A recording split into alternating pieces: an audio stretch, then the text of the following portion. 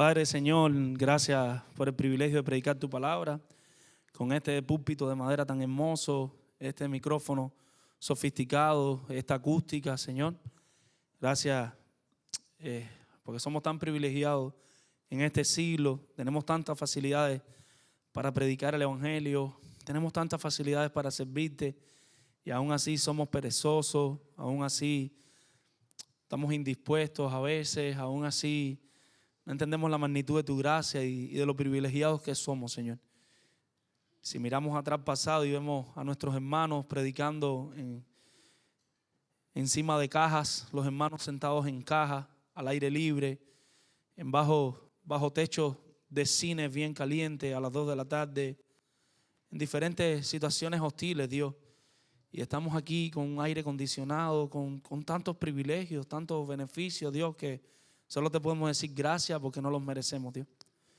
Ahora, Padre, nuestra oración es que tú nos hables a nosotros en esta tarde, que tú ministres a nuestros corazones, que tú nos desafíes, que tú lleves cautiva nuestras conciencias, Señor, a través de tu palabra, pero que tú también nos ayudes, Señor, a serte obediente, Dios. Que esta palabra no caiga al suelo, que esta palabra caiga en los corazones fértiles y que esta palabra dé fruto para tu gloria y para tu honra, Señor. Ayúdanos a centrarnos en ti ahora, olvidarnos del que está a la derecha, del que está a la izquierda. Ayúdanos a concentrarnos en ti y en tu palabra. En el nombre de Jesús. Amén. Amados hermanos, quizás algunos están familiarizados con este término. Y hay una palabra que se llama sincretismo religioso. ¿Y qué cosa es el sincretismo religioso? Quizás en muchos países de ustedes también ocurrió, pero por ejemplo en Cuba, en algún momento determinado, llegaron los españoles. Los españoles empezaron a poner a los indios de esclavos de ellos, a trabajar para ellos. Los indios no aguantaron el training, no aguantaron la fortaleza de ese trabajo y la mayoría de los indios fallecieron y no podían cumplir con sus labores.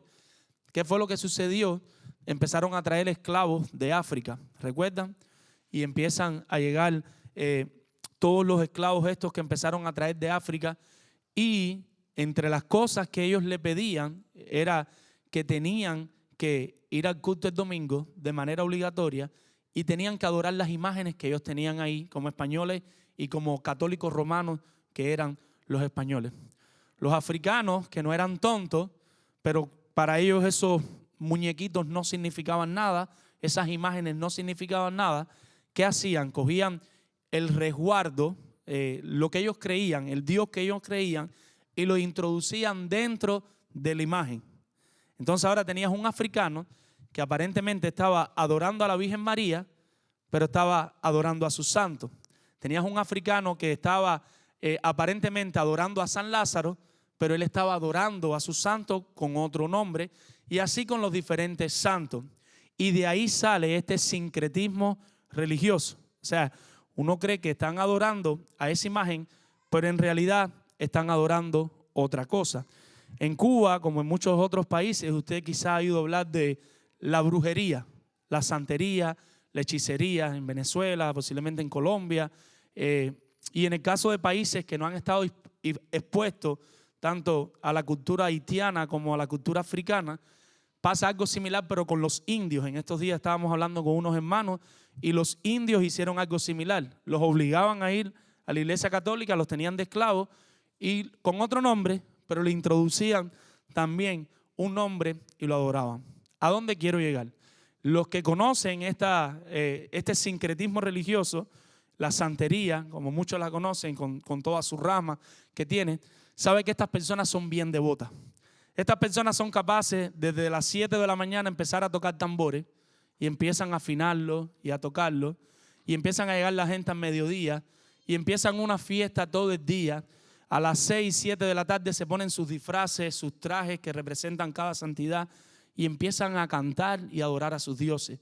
Dan para adelante, dan para atrás, tienen sus bailes y pasan mucho tiempo adorando y celebrando a sus dioses sin cansarse. Estas personas son tan devotas que pueden a veces en medio de tremendas necesidades comprar animales, sacrificarlos, llevárselos a sus sacerdotes, le llevan los animales para que los sacrifiquen, le llevan dinero. Son personas que están dispuestas a hacer lo que sea por tal de servir a su religión. Ellos hacen lo que sea por estar ese día del toque, por estar ese día del santo, por estar ese día de su concierto y estar ahí, y cantan con devoción, cantan sin cansarse, cantan sin sentarse. Ellos están dispuestos a hacer todo por su deidad, a darlo todo por su deidad. Si te pones a conversar con ellos, conversan con mucha pasión. A veces los cristianos van a predicar el evangelio y es, bueno, sí, Cristo murió ahí en la cruz, tú sabes, y yo soy cristiano, yo voy a la iglesia, cada cual que haga lo que quiera. Ellos no hacen eso. Ellos te dicen, sí, Orofi existe, y San Lázaro existe, y este existe, y te hablan con fuerza, y con convicción te enseñan lo que creen. Ellos celebran con convicción, ellos sirven con convicción.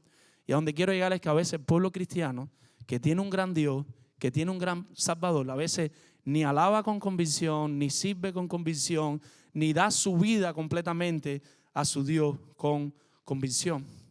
Mi llamado hoy es un llamado a que nosotros podamos servir a nuestro Rey Jesucristo por amor.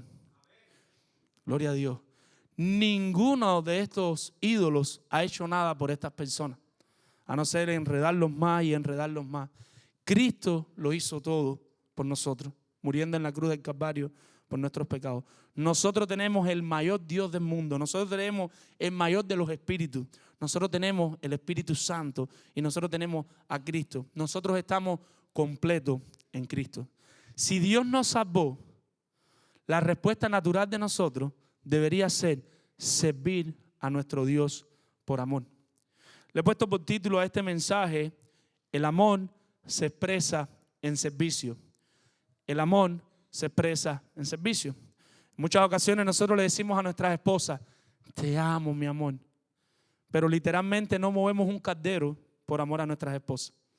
No sabemos lo que es un estropajo de fregar, no sabemos cómo se dobla una ropa, no sabemos lo que es tender una cama, pero le decimos, te amo, mi amor. Le decimos a nuestros hijos, te amo mucho, coge la tarjeta de crédito, cómprate un regalo. Pero no dedicamos un minutico a leerle la Biblia, no dedicamos un minutico a orar con ellos, no dedicamos un tiempo a saber cómo les fue el día en la escuela, qué hicieron, pero le decimos, te amo. Amado hermano, el amor se expresa en servicio. Cuando tú le digas a alguien que tú lo amas, porque nosotros utilizamos mucho como cristianos esa frase, te amo, mi hermano, te amo, el amor se expresa en servicio. Y nosotros como creyentes, todos como creyentes, debemos servir por amor a nuestro Rey. Si hay algo que nosotros debemos hacer, es estar dispuestos a servir a nuestro Rey, pero movidos ¿por qué? Por amor a Él, por lo que Él hizo por nosotros. Nada más nos debe motivar. En muchos casos, estas personas que hablamos, ¿por qué están movidas? Por un milagro que necesitan, por un dinero que necesitan, por un poder, pero esa no es nuestra motivación. El hecho de estar aquí y el hecho de que nosotros salgamos dispuestos a servir a nuestro Rey es por amor, por lo que ya Él hizo por nosotros en la cruz del Calvario. ¿Quién nos puede sanar? Sí. ¿Quién nos puede proveer? Sí. ¿Quién nos puede bendecir? Sí, lo creemos y lo hemos experimentado, porque hemos experimentado su amor y su bondad tantas veces, una y otra vez. Estamos cantando los himnos y era recordando en la mente tanta bondad de Dios, pero que entendamos que es una bondad inmerecida. Nuestra mayor bondad, la mayor bondad que Él ha hecho por nosotros es salvarnos y que un día vamos a estar en su presencia. Por eso hemos puesto por título, ya lo dijimos, el amor se expresa en servicio, Nuestro primer punto en esta tarde es, y hemos dicho, debemos servir por amor a nuestro Rey. Debemos servir por amor a nuestro Rey. Y yo quiero que nos preguntemos cómo. Que todos en la mente digamos, bueno, sí, ya tengo claro que yo tengo que servir a mi Rey, yo tengo que servir a mi Dios y tengo claro que es por amor. Pero quiero que te preguntes cómo. ¿Cómo puedo servir a mi Dios por amor? ¿Cómo puedo servir a mi Rey por amor? Y la respuesta de este cómo serían nuestros 3 puntos. Y el primer punto es procurando hacer lo mejor por Él. Procurando hacer lo mejor por Él. En estos días tengo 2 hijos, si el Señor lo permite, uno tercero, si es su voluntad, oren por eso. Y mi hijo más grande, que ya empiezan a hacer preguntas y no muy fáciles, y él me hacía esta pregunta, ¿por qué tenemos 2 pies y 2 manos? Son de esas preguntas que uno dice, bueno, ¿y ahora qué le respondo? Y se me ocurrió por la gracia de Dios decirle, porque el Señor sabía que 2 manos y 2 pies eran suficientes para nosotros poder hacer lo que Él nos pidiera. Si Dios nos dio 2 manos y 2 pies, Dios que es soberano, sabe que estas 2 manos y estos 2 pies son suficientes para hacer todo lo que Él nos pidiera. Y esto trae 2 implicaciones. Y la primera implicación que tenemos es que no podemos hacer más de lo que podemos hacer. Si solo tenemos 2 manos y 2 pies, ¿qué podemos hacer? Solo lo que podamos hacer con esas manos y con esos 2 pies. Pero hay una segunda implicación, y es que con esas 2 manos y esas 2 pies y esos 2 pies debemos esforzarnos para hacer todo lo que podamos, porque tenemos 2 manos y 2 pies y debemos poner todo nuestro servicio por amor a nuestro Rey. En otras narraciones que hemos estado viendo, nosotros hemos puesto el lente sobre David. Nosotros tenemos a David en el centro del foco de nuestro lente. Yo quiero que hoy pongamos el lente, mientras vamos viendo todo, en Jonatán. Y es algo que a algunos les va a sonar extraño, porque para nosotros, ¿quién es el héroe? David. Pero esta historia no trata de David. David está de alguna manera, vamos a ver algunas cosas de David, pero esta historia de hoy trata de Jonatán y de lo que Jonatán hizo. Entonces, mis amados hermanos, ¿qué es lo que Jonatán hace? Lo que Jonatán hace es seguir por amor a ese futuro rey. Jonatán está siguiendo completamente por amor a ese futuro rey. Cuando nosotros vamos al capítulo 19:1 y 18:1, ustedes lo pueden ver rápido en su Biblia, y nosotros vemos que un tiempo atrás que David derrota a Goliat. ¿Recuerdan cuando vimos el pasaje que David, por la gracia de Dios, derrota a Goliat? Dios había permitido eso, Dios le dio la fuerza, y para su gloria David derrota a Goliat. Un tiempo después de eso, David y Jonatán se conocen el uno al otro, y nuestro texto dice que quedan unidos. Capítulo 18, versículo 1, después en el 19, versículo 1, y utiliza para esa unidad la palabra amor. O sea, David y Jonatán quedan unidos por amor. Ahora tenemos un pequeño problemita que no es un problema. Han intentado que sea un problema, y es que esa palabra amor ha sido mal interpretada. La palabra amor ha sido mal interpretada, sobre todo por las iglesias que se están moviendo a ser iglesias que pertenecen al LGBTQ. Creo que lo dije bien, son muchas siglas. ¿Y qué están haciendo estas personas? Ya no solo ellos son homosexuales, sino que ahora hay iglesias de homosexuales. Aquí sé que en Clearwater hay una iglesia, y suena muy bonito porque te ponen en el website, todos vengan para acá. Aquí también pueden venir todos. Lo que les vamos a llamar a que se arrepientan, a que crean en Dios, y que el mejor diseño es el diseño que Dios ha establecido. Ellos le dicen, vengan todos para acá, pero pueden hacer lo que quieran. No hay nada que cambiar. Y uno de los textos que utilizan es cuando aparece la palabra amor. Esa palabra amor en el hebreo se utiliza para el amor de parejas. O sea, cuando uno ama a otra persona, se utiliza esa palabra de amor. Entonces Dios te dice, como eso pasa, eso lo que significa es que Jonatán está enamorado de David. Pero eso es un grave error, y les voy a explicar por qué. ¿Por qué eso es un grave error? Porque a diferencia del griego, el hebreo es un poquito como el español. Ustedes saben que en el griego tenemos 3 palabras, y que una es para el amor de la familia, y una para el amor romántico, y otra para el amor de Dios, que deberíamos también sentir por los hermanos de esa misma manera. En el hebreo es como en el español. Y como mismo se utiliza esa palabra en el sentido del amor de parejas, tú podías utilizar esa palabra en hebreo para ese amor, también se utiliza en otro sentido. No lo vamos a leer, pero yo les pido que lo anoten y lo revisen como buenos ferianos en casa.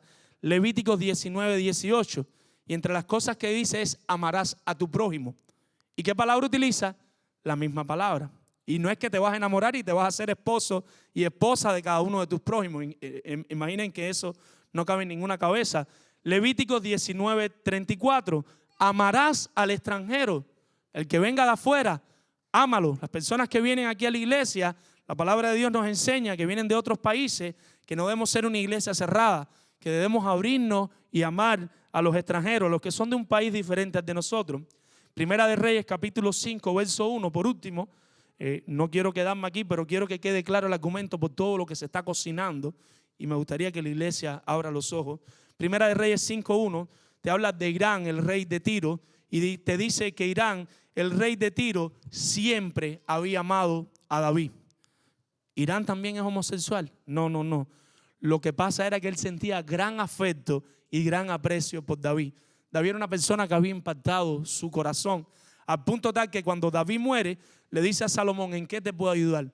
Dime en qué te puedo ayudar. Y él ayuda a Salomón a construir el templo, dándole árboles que habían en la región de él, aportando árbol y aportando diferentes cosas. Quizás ustedes lo han escuchado hablar. Tristemente, hay una iglesia que se llama la iglesia anglicana. Para que tengan una idea por qué esto, en medio de esto, porque es importante aclarar este amor. El amor por el cual vamos a servir a Dios, pero el amor que debemos sentir a nuestros hermanos. La iglesia anglicana surgió alrededor de 1500 en Inglaterra, y la iglesia anglicana ahora en febrero, no recuerdo la fecha, trajeron una ley. ¿Y cuál es la ley? No de manera oficial, tú puedes casar a los homosexuales, pero ya puedes hacer una oración de bendición sobre los homosexuales, donde ellos pueden vivir juntos sin casarse. Como es lógico, se reúnen todas las iglesias anglicanas y hay un grupo, sobre todo las iglesias africanas, que dicen no estamos de acuerdo con eso que quieren decidir. Pero ¿a dónde va todo? A que al final o se van a dividir o la mayoría va a terminar aprobando eso, entre otras cosas. Hay otros grandes movimientos de iglesias históricas aquí en Estados Unidos, la iglesia presbiteriana, la iglesia metodista, no todas, pero muchas iglesias ya se han movido en ese sentido. Todo empezó por algo, pero todo se ha ido moviendo y moviendo cada día más. Pero lo cierto es que nosotros debemos servir por amor a nuestro Rey. ¿Cómo? Procurando, primer punto, procurando hacer lo mejor por Él. Y vamos a estar viendo los versículos del 1 al 23. Y me dice nuestro texto en el versículo 1, dice, después David huyó de Naiot en Ramá y vino delante de Jonatán. O sea, David, si usted va a los capítulos anteriores, Saúl dice literalmente, maten a David. Saúl manda a matar a David. ¿Qué tiene que hacer David? David tiene que huir y va a buscar a Samuel, a otro pueblo, un pueblo cercano, no estaba lejos. Y le dice a Samuel, David me quiere matar. Samuel coge a David y se van para un lugar donde están profetizando, pero para allá sale Saúl a matar a David. Y después de buscarlo en varios lugares, llega allí donde estaba Samuel y David, termina Saúl profetizando desnudo y el Señor lo pone a profetizar, a hablar de su parte. Entonces David regresa al pueblo y ahora David le dice a Jonatán, que es donde estamos aquí en el versículo 1, tu padre me quiere matar. Jonatán parece que ligado por los afectos es su padre. Le dice, David, ¿cómo va a ser eso posible? Mira, si mi papá te quisiera matar, como mínimo, mi papá me cuenta a mí todas las cosas. Mi papá ya me hubiera dicho, mira, yo quiero matar a David. Jonatán no quería que David muriera y Jonatán no quería creer que su padre iba a hacer eso. Y el versículo 4 es sorprendente, porque en el versículo 4 vemos las palabras de un siervo. ¿Qué dice el versículo 4? Y Jonatán dijo a David, lo que deseare tu alma, haré por ti. Mi amigo, mi hermano, mi futuro rey, lo vamos a ver en algún momento en el texto, que no era solo la amistad. O sea, a veces nos enfocamos en este texto en la amistad. Tiene mucho de amistad, pero este texto va más allá de la amistad. Jonatán sabía que David iba a ser el futuro rey de Israel. Ya Jonatán lo sabía. Y de alguna manera le está diciendo, mi amigo, mi futuro rey, lo que tú me pidas, haré yo por ti. Lo que tú quieras, haré yo por servirte a ti. ¿Cuántos quisiéramos un amigo así? Pero ¿cuántos también quisiéramos fieles creyentes así, que le digan a su Señor, Señor, lo que tú me pidas, yo estoy dispuesto a hacer por ti?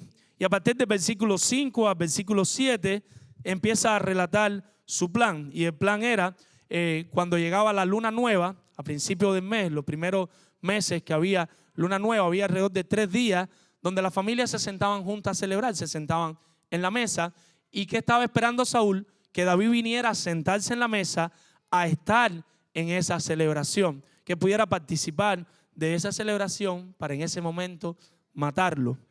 Como David sabía esto, David también tenía una familia. David era esposo de la hija de Saúl, de Milca, no sé si se acuerdan. Él se la había dado por esposa, Saúl estaba esperando que él viniera.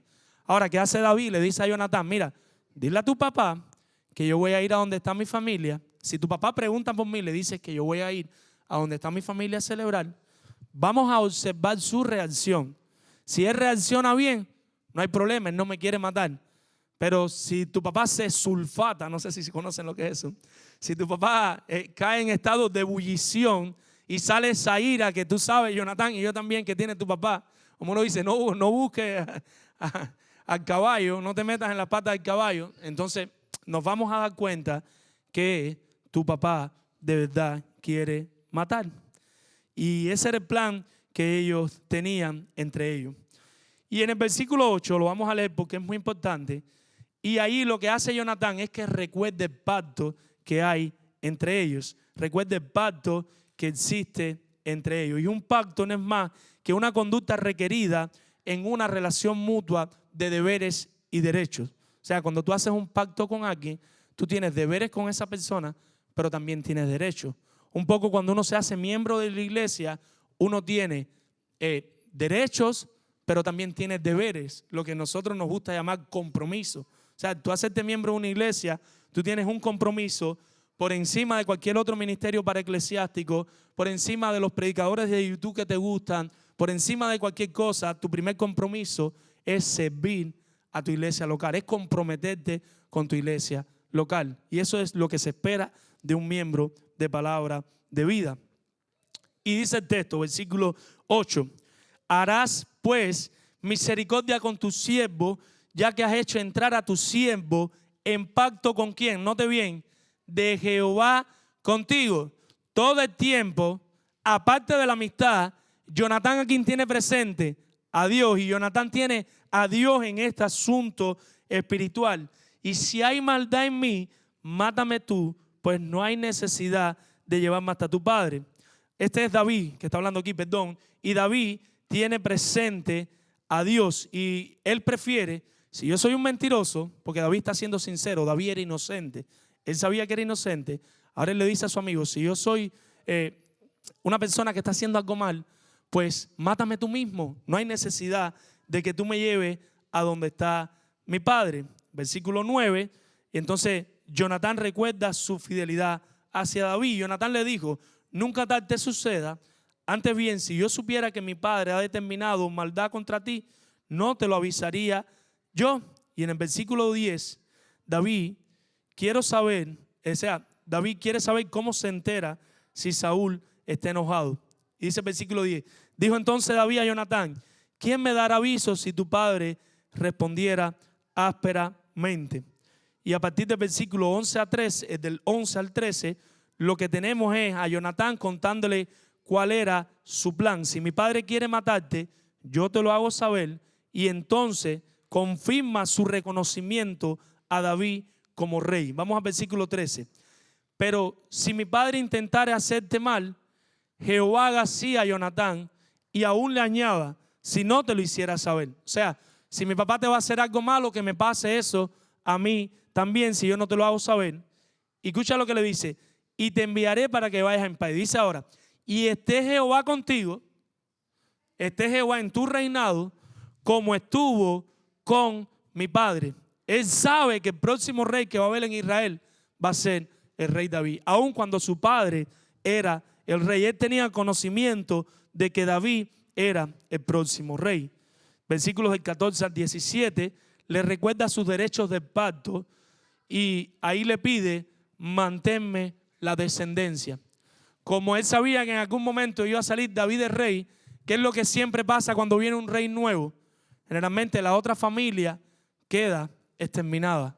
¿Y qué le dice él? Aunque eso suceda, manténme descendencia. Los que han leído más la Biblia saben que Jonatán tuvo un hijo que se llamaba Mefibosé. En algún momento, cuando se arma toda la guerra, va la esclava corriendo, tropieza, se le cae, él queda lisiado, alguien lo guarda por allá por su pueblo. Pero lo primero que hace David, cuando David es rey, es averiguar por el hijo de Jonatán, es ir y buscarlo, y mientras él estuvo de rey, que él comiera en su mesa, no solo cuando había luna nueva, sino todos los días. Ese muchacho iba a almorzar, a desayunar y a comer. No tuvo que pagar un bill en comida, no necesitaba furestar, no necesitaba ninguna de estas cosas. Y versículos del 21 al 23 recuerda todos los detalles del plan la flecha para allá, la flecha para acá, te voy a decir esto, te voy a decir lo otro. Y el deseo de que Dios esté presente en su relación de hermandad.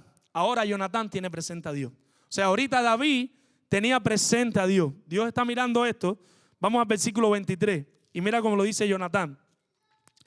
En cuanto al asunto de que tú y yo hemos hablado, esté Jehová entre nosotros dos para siempre. O sea, tenemos a una persona que se llama Jonatán, que por amor quiere servir al futuro rey de Israel, pero que los dos siempre tienen a Dios presente. Los dos están haciendo un pacto con deberes y derechos el uno con el otro.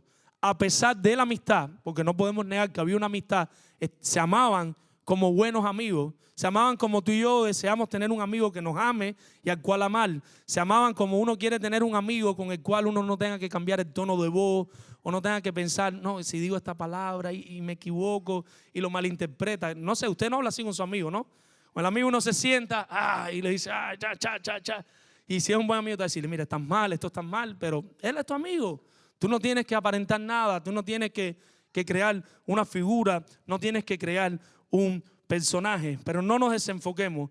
Lo importante aquí es que Jonatán quiere servir a su futuro rey y amigo por amor. ¿Cómo? Haciendo todo lo posible, todo lo que esté en sus manos por servirle. Note que aquí Jonatán no ha empezado a servir todavía, pero ya le está procurando en lo que sea posible por él servir a este rey por amor. ¿Y cuál es el problema que tenemos? Versículo 1. Y el problema es sencillo. Jonatán es el hijo del rey. Nosotros estamos hablando de esto fácil, pero imagínense que tu papá es el malvado que quiere matar a tu mejor amigo, que ya tú sabes que va a ser el futuro rey de esa nación donde tú estás, pero es tu amigo. Él es más unido a ti que un hermano. Él es como si fuera tu sangre. Poniéndole otras palabras, imagínense que su padre, tú te enteras que tu padre quiere matar a tu hermano. Lo único que pasa es que no era hijo de Saúl. Él está en medio de esta situación. Él tiene que tomar una decisión. O es fiel a su padre o es fiel a Dios. Y por eso yo tengo claro que Dios está aquí en este asunto. Y que no es solo una cosita de mi mejor amigo, sino de que Jonatán quería hacer las cosas bien delante de Dios. Y él sabe que lo correcto era apoyar a David. Por eso no nos podemos desenfocar, porque perdemos todo el sentido de este texto. Y el versículo 13 lo leímos al final, es clave, porque el versículo 13 al final nos dice que él dice con sus propias palabras, como estuvo Dios con mi padre, porque en algún momento Saúl tuvo un caminar, Saúl tuvo una victoria, que por supuesto Dios era el único que la podía dar, y él le dice, así mismo este Dios contigo. O sea, tú vas a reinar en este pueblo y sobre este pueblo. Por eso le recuerda los derechos del pacto, versículo 14, cuida mi vida, versículo 15, cuida mi descendencia, que ya contamos cómo pasó. Y hasta aquí Jonatán está procurando, está haciendo lo posible por servir a David. Cuando nosotros vamos a Marcos capítulo 5, versículo 18 a 20, Marcos 5, de 18 a 20, nosotros tenemos una historia de un endemoniado, quizás ustedes lo han escuchado, el endemoniado Gadareno. El endemoniado de Gadareno era una persona que estaba llena de demonios, estaba bien atormentada por los demonios, y esta persona no tenía vida, no tenía paz. Pero ¿qué pasó en su vida? Un día Jesucristo llegó a su vida y Jesucristo echó fuera los demonios que habían en su vida. Y eso puede lucir diferente en la vida de cada uno de nosotros.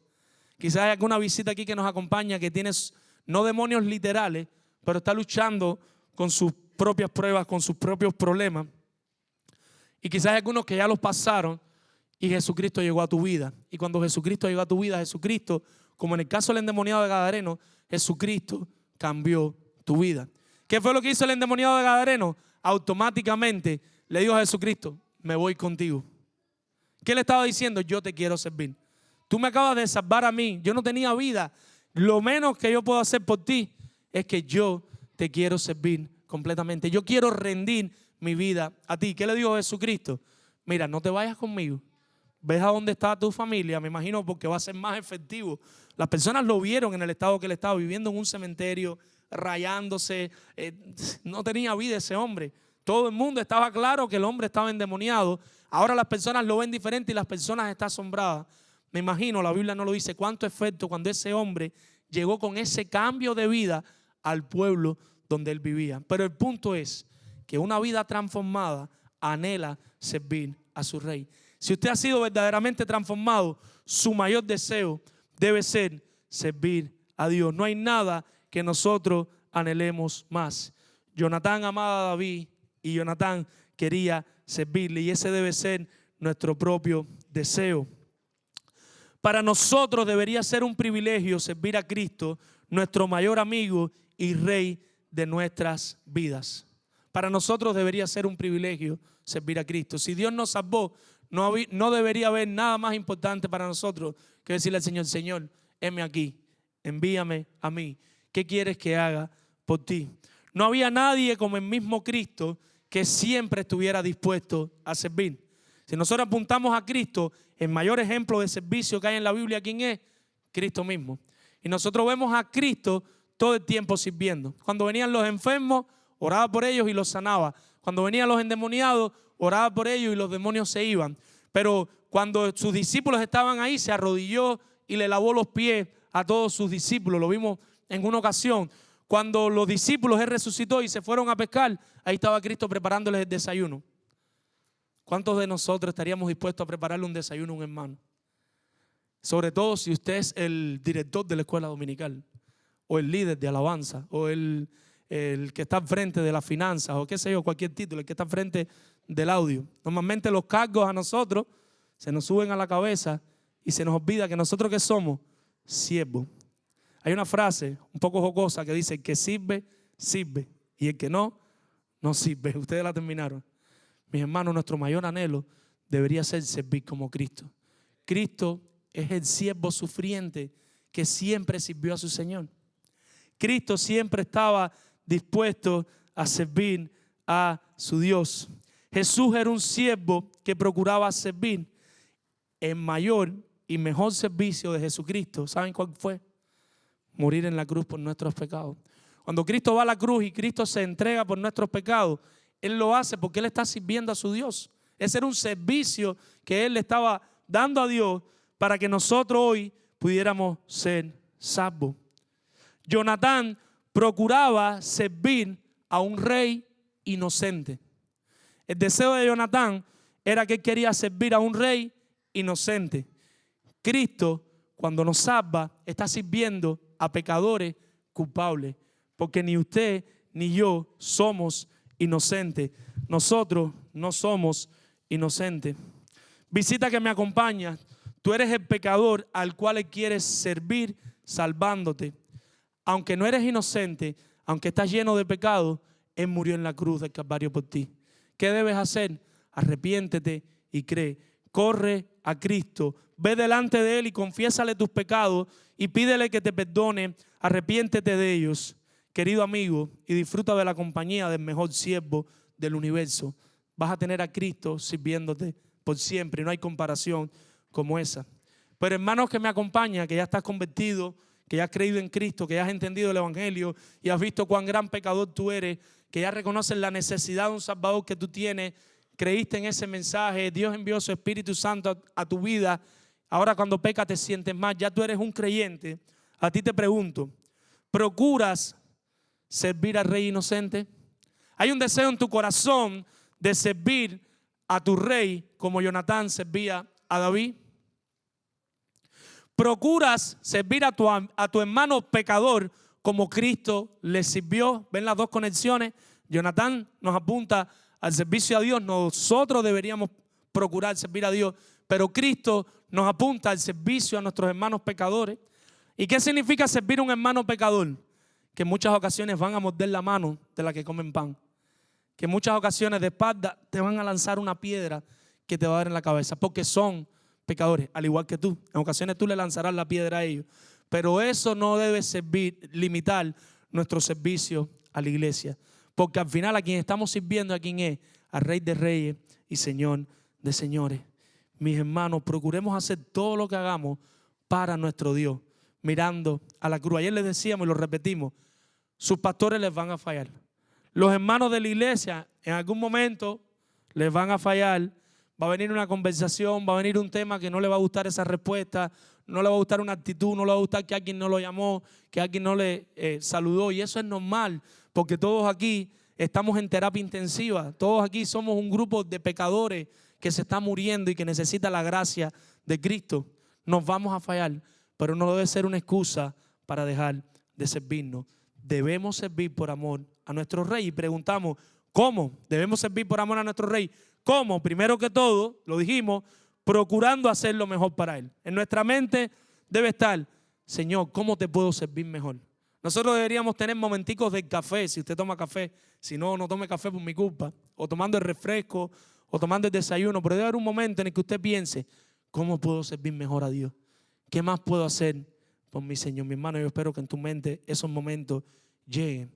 Y nuestro segundo punto de cómo debemos servir por amor a nuestro Rey es arriesgando nuestras vidas por Él. Y yo sé que esto no va a ser fácil de digerir. Nosotros debemos estar dispuestos a arriesgar nuestras vidas por amor a nuestro Rey. Y para esto vamos a estar viendo los versículos del 24 al 34. No sé si usted conoce o ha escuchado este término, un grupo de personas que le llaman el equipo de salvamento y rescate. El equipo de salvamento y rescate son un grupo de personas que van a los lugares difíciles a salvar a personas que se están muriendo.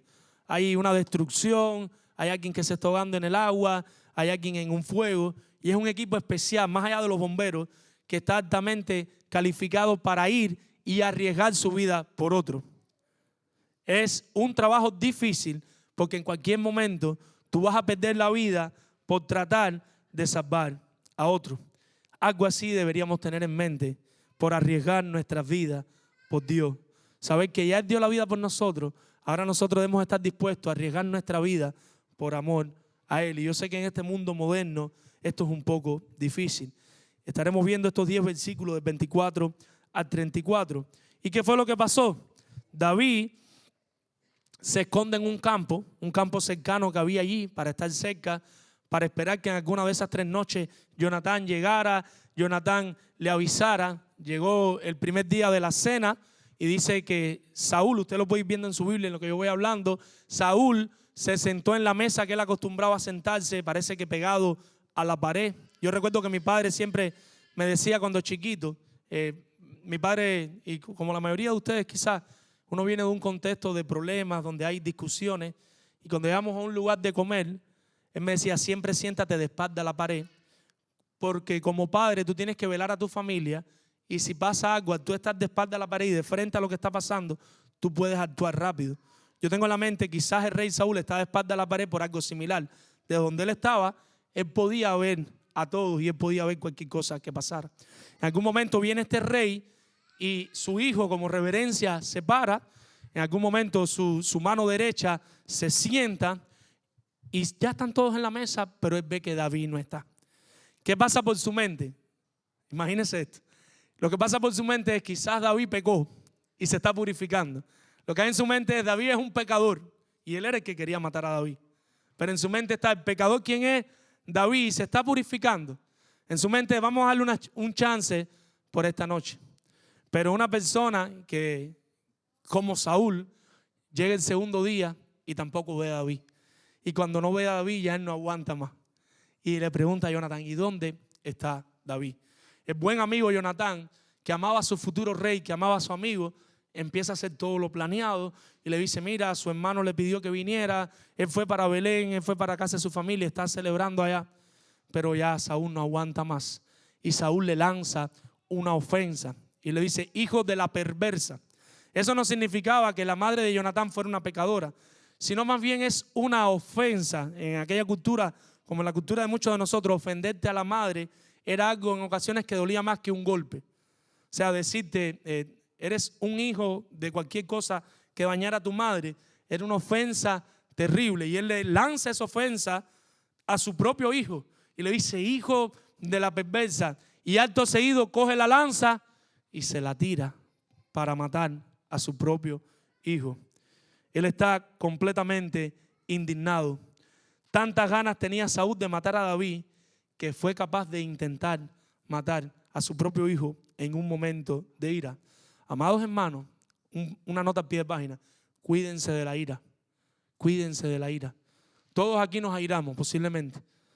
Trabajemos con la ira, mortifiquemos nuestro pecado. Cuando usted se aire, pida perdón, pídele a su esposa que ore por usted, o a su esposo si la irada es la esposa. Pídele a algún buen amigo, comparta. Tenemos material que le podemos dar. La ira nos puede llevar a hacer locura.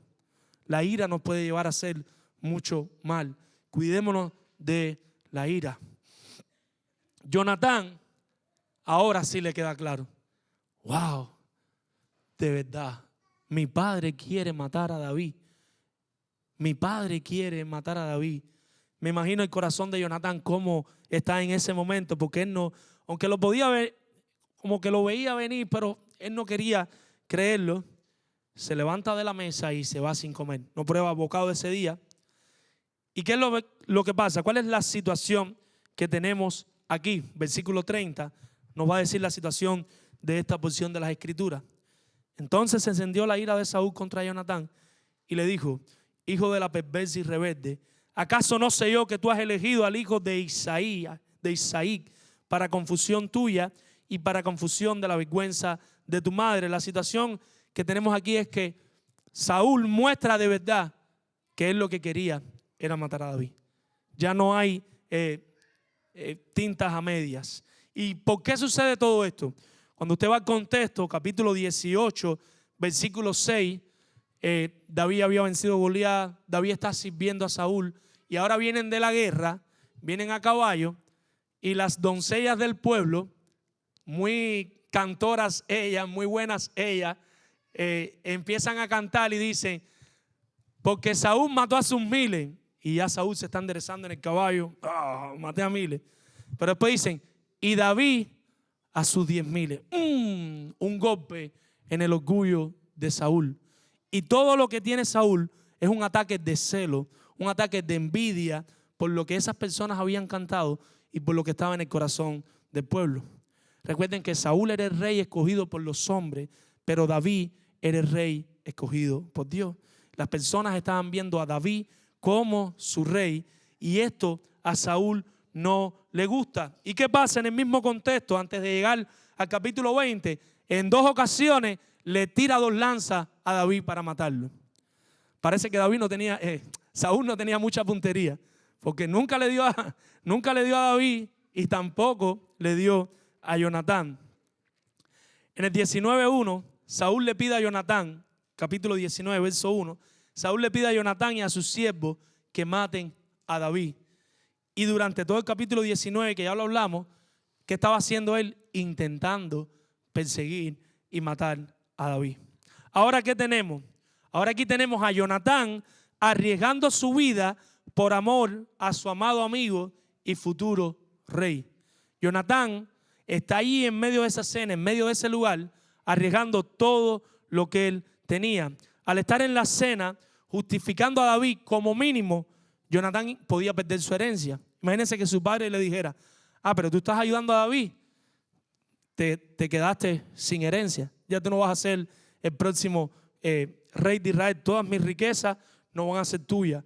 Pero como vimos y conociendo a Saúl, él estaba arriesgando su propia vida, literalmente arriesgando a su vida. Versículo 33, y vamos a ver el padre frenético, celoso, a tal punto que estaba fuera de sí. Verso 33, entonces Saúl le arrojó una lanza para herirlo, de donde entendió Jonatán que su padre estaba resuelto a matar a David.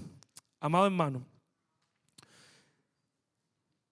la Biblia nos habla en el Nuevo Testamento de alguien que también, como Jonatán, estaba dispuesto a arriesgar su vida y a darlo todo por Jesucristo. O sea, si usted lo empieza a hacer, Dios permita que el Espíritu Santo obre en su corazón hoy y usted salga de aquí dispuesto a decir: ¿en qué sirvo? ¿En qué puedo servir? Señor, ¿cómo te puedo servir? Señor, yo te amo, te quiero servir. Usted no es el primero. Hay muchos otros que han hecho eso y uno de ellos fue el apóstol Pablo. Y la Biblia nos narra todo lo que el apóstol Pablo pasó. Segunda de los Corintios, para los que anotan, capítulo 11, versículos del 23 al 33, la Biblia nos dice muchas de las cosas que el apóstol Pablo pasó por amor a su rey Él amaba a su rey y él quería servirlo. ¿A qué punto? Dice ese pasaje: trabajo, azotes, cárcel, casi a punto de morir, apedreado, naufragó en alta mar, en camino, en río. Su vida estuvo en peligro por los ladrones, por los de su nación, por los gentiles, por el desierto, por la ciudad, por falsos hermanos. Sufrió hambre, desvelo, sed, frío, desnudez, preocupación mental por sus hermanos, enfermedad, llegó a estar enfermo. Pablo arriesgó su vida por amor a Dios, por servir a los hermanos. O sea, el amor de él no es un amor platónico, no es un amor de ¿cómo te amo, Señor?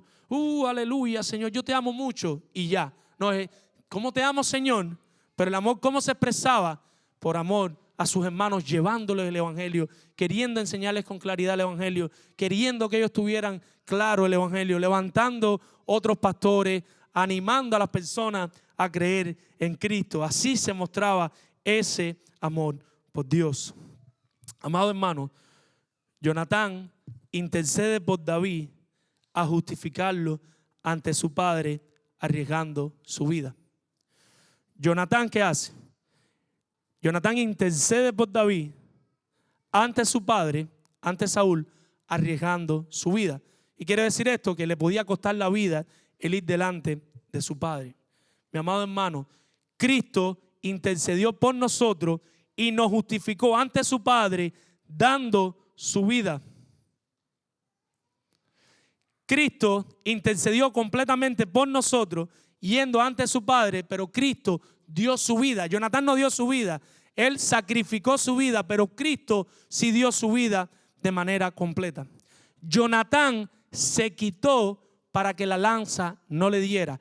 Cristo se quedó para que la lanza le diera en el medio del pecho, para que tú y yo hoy pudiéramos tener perdón de pecado y pudiéramos disfrutar de la vida eterna. Si Cristo se quita, tú y yo no estuviéramos aquí hoy celebrando la gracia y la misericordia de Dios.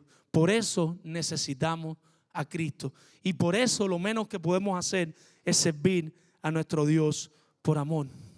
Amado hermano que estás aquí, recuerda que Cristo es nuestro sacerdote que ofreció el sacrificio perfecto una sola vez y para siempre, para que nosotros disfrutemos de esta vida nueva en la cual andamos. Mi hermano que estás aquí, te sientes acusado ante tus pecados y no sabes cómo pararte ante el Padre. Ve a Cristo y recuerda que en Cristo tienes un gran sacerdote que intercede por ti. Que Dios no lo quiera, tú hiciste cosas anoche que no debías hacer. Quizás viste, dijiste, pensaste cosas que no debías pensar, ver o hacer. Y te sientes sucio, te sientes allí que le estás fallando a Dios. Pues haces bien en sentirte así, pero puedes ir a Cristo. En Cristo tienes un sacerdote que murió por tus pecados. Visita que nos acompaña. Si mueres esta tarde y llegas al cielo de Dios, esto es algo que nos gusta siempre preguntarle a los que no son creyentes, y llegas ahí al cielo de Dios y vienen unos ángeles y se paran en la puerta y te preguntan, ¿por qué hemos dejarte entrar en el cielo de Dios? La respuesta no es porque yo oro, porque yo ayuno 3 veces al día, porque yo sirvo aquí, yo sirvo allá. Ninguna de esas es la respuesta. La respuesta es porque Cristo fue el sacerdote que intercedió por mí. Cristo aguantó la lanza del pecado, de la muerte, para que hoy yo pudiera tener vida eterna y vida en abundancia. La única respuesta legítima es Cristo intercedió por mí, como mi sacerdote, arriesgando su vida en una cruz y murió por mis pecados, justificándome y dándome entrada al cielo. Amados hermanos que ya están convertidos, sobre todo los que ya son miembros de la iglesia, ahora te quiero preguntar lo siguiente. ¿Estás buscando la posibilidad de servir a tu rey y a tus hermanos? ¿Estás ya no solo anhelando, sino que ya de manera real estás buscando cómo entregar tu vida por amor a Dios y a tus hermanos? ¿Estás sirviendo en tu iglesia local? ¿Es tu vida una vida de servicio a tu rey y a tus hermanos? Puedes decir que tu vida es una vida de servicio sin dicotomía. Nosotros a veces separamos mucho el servicio a Dios y el servicio en la iglesia. pero en realidad Dios quiere una vida integral de servicio a Él. ¿Qué significa eso? Que desde que te levantas, tú eres un siervo de Dios. Cuando estás en tu trabajo, tú estás sirviendo a Dios, pensando cómo vivir para la gloria de Cristo, pensando cómo laborar para la gloria de Cristo, pensando cómo predicarle el evangelio a tus compañeros, quizás empezar un discipulado a la hora del lunch o en algún momento. Cuando tú estás en tu hogar, tú eres un siervo de Cristo, porque a veces para nosotros ser siervo de Cristo es como un traje. O sea, cuando me pongo el traje y la corbata, sirvo a Cristo, pero cuando llego a la casa y me quito todos estos atuendos, dejo de servir a Cristo. Entonces tengo licencia para tratar mal a mi esposa o a mi esposo, para hablarle mal a mis hijos. Eres un siervo de Cristo sin dicotomía, de manera constante, por amor a tu rey, a lo que Él hizo por ti. ¿Estás dispuesto en algún ministerio? Y buscamos como pastores y como iglesia no sobrecargarlos ustedes como familia, pero no sobrecargarlos no significa que uno va a llevar una vida sacrificial por amor a Cristo. Servir a Cristo no va a ser fácil, nunca. Va a haber ocasiones en que un sábado va a tener que estar aquí. Va a haber ocasiones en que quizás algunos domingos va a tener que llegar más temprano para una reunión, para un tiempo. Pero debemos estar dispuestos a sacrificar nuestra vida por nuestro Rey, por amor a Cristo. Ya para terminar, nuestro tercer punto. Debemos servir por amor a nuestro Rey y hemos respondido a eso con un cómo. ¿Cómo debemos servir por amor a nuestro Rey? Y hemos dicho, procurando hacer lo mejor para Él, versículos del 1 al 23, arriesgando nuestras vidas por Él, versículos del 24 al 34, y ahora por último y no menos importante, siéndole fieles hasta el final. Y para eso vamos a ver los versículos del 35 al 42. Lo más importante es llegar al final. Debemos llegar al final. Hay muchos que empiezan mal y terminan mal. Hay otros que empiezan bien, pero terminan mal. Lo mejor es empezar como quiera, pero terminar bien y terminar con nuestro Señor. Lo mejor es llegar a la meta. La constancia es lo más difícil en todo asunto. Yo siempre, uno conversa con personas y a veces las personas te hacen los cuentos de lo que hacían. Y yo entiendo. Y a veces las personas te dicen, porque yo cuando yo era joven y yo servía así al Señor. Y uno le pregunta, ¿y mi hermano qué estás haciendo? Le dice, no, ya me retiré. Del servicio a Dios uno nunca se retira. Quizás no sigas haciendo las mismas cosas, pero si tienes un don, una fortaleza, hay algo que tú puedes poner al servicio de tu Dios. Normalmente aquí acudimos a que ponemos a los jóvenes allí en la alabanza a predicar en la puerta, y hay jóvenes, y que los jóvenes hagan de todo, los niños, todo, y los adultos ¿qué hacen? Se sientan, cogen su Biblia, cruzan las manos y dejan de servir a su Dios. No, mi hermano, estamos llamados a servir a Dios todo aquí de manera completa. En estos días escuchaba, no sé si conocen, hay un pastor que se llama John MacArthur. John MacArthur estaba enfermo, tiene, no sé si son como 90 años, y tenía como un problema del corazón, tuvo que dejar de predicar, pero ya lo curaron, o sea, le hicieron lo que tenía en el corazón y ya él se siente mejor. Y le preguntaron, bueno, y MacArthur, ¿cuándo vas a dejar de predicar? Y él dijo, cuando ya yo no pueda hablar más, cuando ya yo no me pueda mover más, mientras yo me pueda mover, yo voy a estar sirviendo a mi Dios. Pero ese no debería ser el pensamiento de MacArthur, ese debería ser el pensamiento de cada uno de nosotros. Que sea con un bastón ahí parado en la puerta. Mi hermano, Dios te bendiga. Aleluya, gloria a Dios. Entra para allá, te estamos esperando. O sentado allá atrás, no sé, en el don que Dios te dio. Quizás en algún momento ya no puedas predicar o no puedas cantar, pero hay algo que puedes hacer para tu Señor. Se sirve a tu Dios, mi hermano. Sobre todo, nosotros nos es muy bueno servir a Dios cuando las cosas están bien. Pero el llamado de nosotros es servir a Dios cuando, en todo momento. Nosotros debemos ser fiel a Dios, venga lo que venga a nuestra vida. En momentos difíciles, ahí debemos continuar siendo fieles. Vamos a ver lo que hizo Jonatán. Jonatán comenzó fiel, continuó fiel y terminó fiel.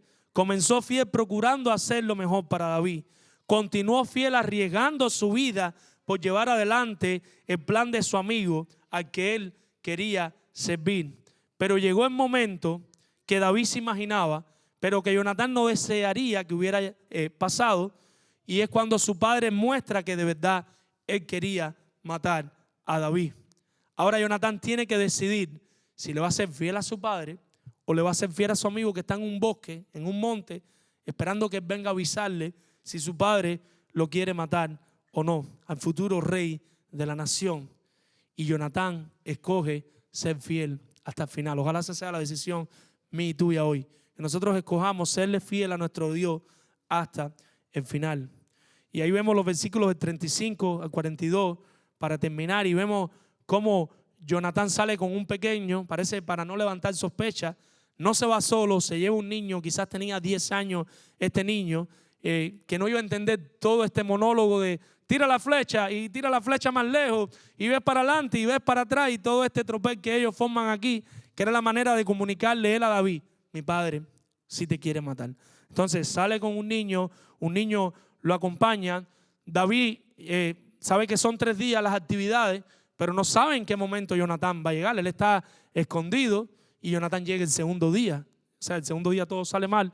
Jonatán llega, posiblemente el tercer día, pero todavía no había ocurrido esa cena del tercer día. El muchacho viene confundido, lo leen en su texto, le dicen: Jonatán, yo no entiendo lo que tú estás haciendo aquí, pero Jonatán sabía lo que él quería hacer y él quería conversar con David. Le dice al muchacho: regresa a la ciudad. Cuando el muchacho regresa a la ciudad, entonces él tiene el penúltimo tiempo con David, porque después de esto lo volvería a ver una vez más.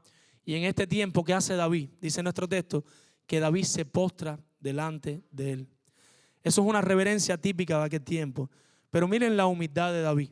David era inocente, pero David era humilde. Él sabía que Jonatán era un príncipe de su nación. Ustedes recuerdan cuando en varias ocasiones puede matar a David después a Saúl y no lo hace. Ahora está delante de Jonatán. ¿Y qué hace David? Se postra delante de él, se humilla delante de él, reconociendo la autoridad de Jonatán. David se postra delante de Jonatán. Y ahí tienen una despedida donde lloran, y dice nuestro texto que David llora más que Jonatán. Versículo 42, Jonatán envía a David en paz bajo la base del pacto que hicieron de deberes y derechos, y Dios como testigo y director del mismo pacto, y quedan separados. Les leo el versículo 42 y dice la palabra: y Jonatán dijo a David: vete en paz, porque ambos hemos jurado, una vez más, mire su Biblia, por el nombre de Jehová, diciendo, una vez más, Jehová esté entre tú y yo, entre tu descendencia y mi descendencia para siempre. Y él se levantó y se fue, y Jonatán entró en la ciudad. Mi hermano, todo el tiempo, en todo el pasaje, ellos tienen presente a Dios. No solo es la amistad, el amor que se sentían, sino que él sabía que David iba a ser el futuro rey, y él sabía que Dios estaba en el asunto. David tenía presente a Dios, Jonatán tenía presente a Dios. ¿Cuál es la situación que tenemos en esta última porción? Y es la fidelidad de Jonatán hasta el final para preservar la vida de su amado amigo y futuro rey, al cual serviría por amor. Lo que vemos aquí es cómo él, ya pasa lo que pasa con Saúl, le tiran la lanza y él se podía quedar en su cuarto. Él podía decir: ¿para qué voy a arriesgar mi vida por David? Capaz que me maten, capaz que me pase cualquier cosa. David, mira, que se las arregle como pueda, porque ellos no tenían ni WhatsApp, ni Messenger, él no tenía cómo escribirle. Era que David se quedara en el bosque y que se volviera loco y regresara y lo mataran, o que David cogiera y se fuera y no virara más. Pero él no hizo eso. Él no dejó al futuro rey, él no dejó a su amigo tan fácil. Cuando vinieran los primeros problemas, cuando vinieron las primeras situaciones, ¿qué hizo? Se mantuvo fiel hasta el final y fue allí a informar a su amigo. Amado hermano, visita que nos acompañen. Quisiera un momentico que viéramos a Jonatán, a David y a Dios en esta historia que acabamos de compartir. Jonatán apunta al carácter de Cristo. Jonatán nos apunta al carácter de Cristo, que mostraba la más alta fidelidad a su padre. Cristo siempre fue fiel a su padre. Como Jonatán fue fiel a David, asimismo Cristo siempre fue fiel a Dios. Desde joven, no sé si recuerdan la historia, que él se le escapa a la familia y va su mamá y su papá, regresan, se van en la caravana y ellos regresan y no encuentran a Jesús y cuando ven, Jesús está con un grupo de personas ahí conversando de la Biblia. Le dicen, hijo mío, ¿dónde tú estabas? Y él le responde, en los negocios de mi padre, desde pequeño, alrededor de 11 años creo que era, en los negocios de mi padre me es necesario estar. Él siempre estaba interesado en las cosas de su padre. Cristo fue fiel hasta la muerte y muerte de cruz. Te pregunto, ¿serás fiel hasta el final como Jonatán y como Cristo? ¿Vas a ser fiel a tu Dios hasta el final? ¿Estás haciendo un compromiso hoy de ser fiel a Dios a pesar de las pruebas, a pesar de los momentos difíciles que estás viviendo? Sé que algunos hermanos aquí hoy tienen a sus padres graves, sé que otros tienen cáncer, sé que otros están sin casa, sé que algunos no saben para dónde van a ir el día de mañana, sé que otros están sin empleo, pero mi hermano, recuerda en medio de la aflicción que estás pasando, recuerda a Cristo y mantente fiel hasta el final. Jonatán y David dan una imagen de verdadera comunión, tenían una relación profunda de amistad. Cristo y el Padre han tenido la mayor comunión que existe. Tenían una perfecta comunión al punto tal que la Biblia dice en Juan 10:30 que ellos eran uno. Jesucristo está con los judíos que están allí en el templo y Él le dice, porque yo y el Padre uno somos. Y al momento ellos entendieron lo que estaba diciendo, se estaba haciendo uno con el Padre y lo quisieron matar. Tenemos un amigo con el cual podamos tener esa comunión, como Jonatán y David, como Cristo y el Padre. Mis hermanos, no podemos andar en esta vida como llaneros solitarios. Necesitamos un amigo que pueda orar por nosotros, que nosotros podamos orar por él, que le podamos tirar la mano y que él te pueda tirar la mano a ti. Y si tu respuesta es, yo no tengo un amigo así, yo no confío en nadie porque la última amistad que tuve me traicionó, la última amistad que tuve nada más que pudo por interés, porque otra persona le ofrecía más que yo, me dio la espalda y me dejó solo, o cualquier otra situación que te pueda pasar, mi hermano, no importa, ora, Dios te puede regalar un nuevo amigo, una nueva amiga en Cristo. Ora para que puedas tener esa comunión con esa persona. Nuestra comunión verdadera es con el Padre y con su Hijo Jesucristo. ¿Tienes tu comunión con Dios? Como Jonatán tenía comunión con su futuro rey, ¿tienes tu comunión con tu rey? ¿Cómo está tu comunión con Dios? ¿Cómo está tu búsqueda de Dios? ¿Cómo está tu tiempo con Dios en donde tú quieres entrar en una relación con Él? ¿Cómo te sientes? Porque puede pasar.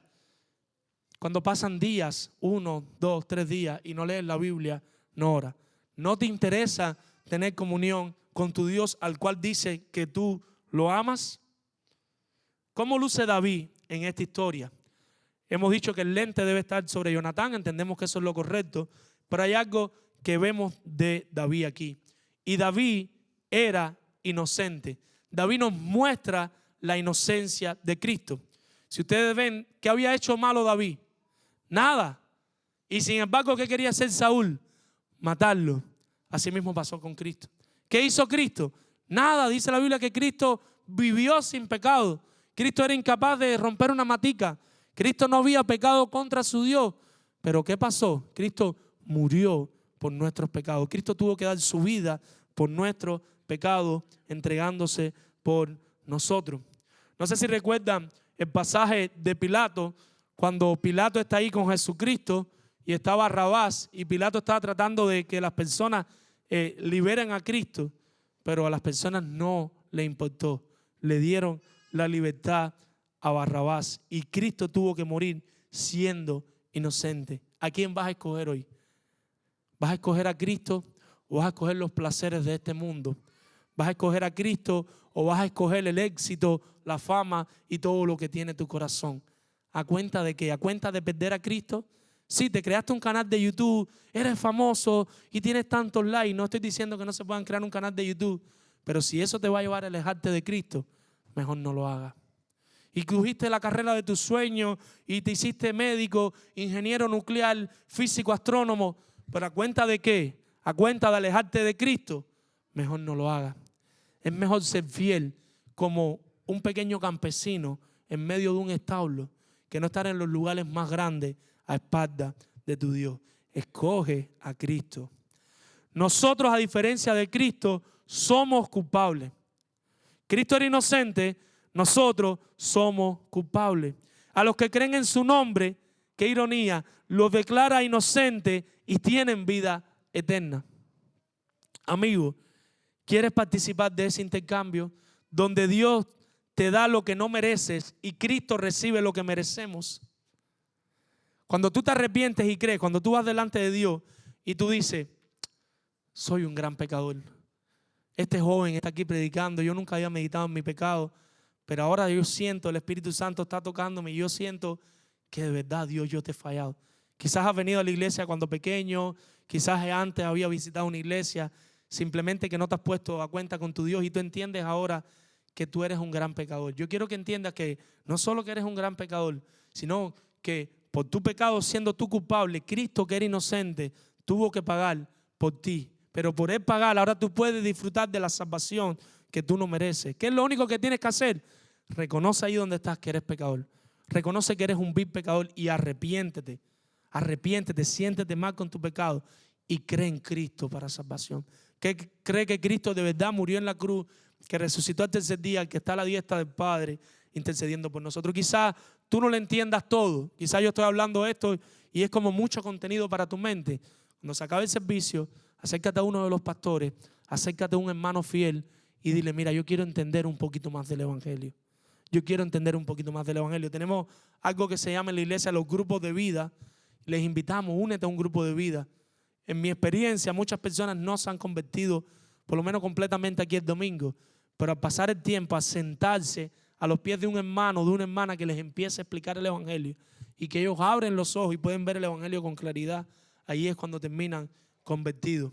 No quiere decir que hoy no pueda ser tu día de salvación. Si estás ahí, reconoces tu pecado, arrepiéntete y cree. Yo no te voy a decir, levanta la mano, pasa al frente, pero ahí donde estás yo te estoy llamando de parte de Dios, arrepiéntete y cree.